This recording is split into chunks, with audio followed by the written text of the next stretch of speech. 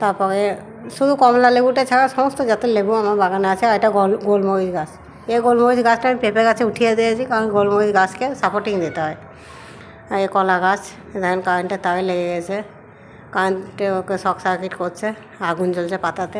এই দেখেন শামুকটা কোথায় উঠেছে, দেখেন পেঁপে ধরেছে গাছে, কলা পাতায় পাতায় শামুক ঝুলছে।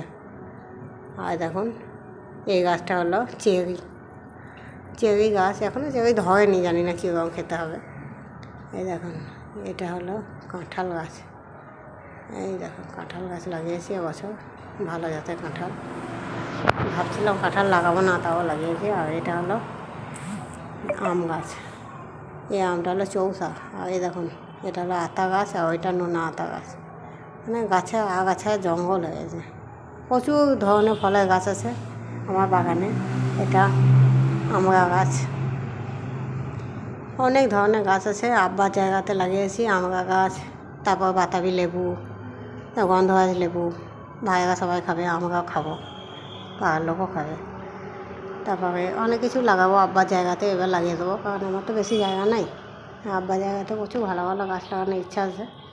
টাকা পয়সা নাই এখন সেরকম গাছ লাগানোর মতো, কিন্তু কোনো একদিন লাগাবো।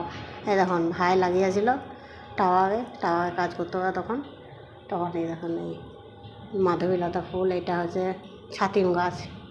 এই ছাতিম গাছে প্রচুর ফুল হয়, খুব সেন্ট হয়। এই ছাতিম গাছে নাকি জিন থাকে, ভয় লাগে, তাই মাঝে মাঝে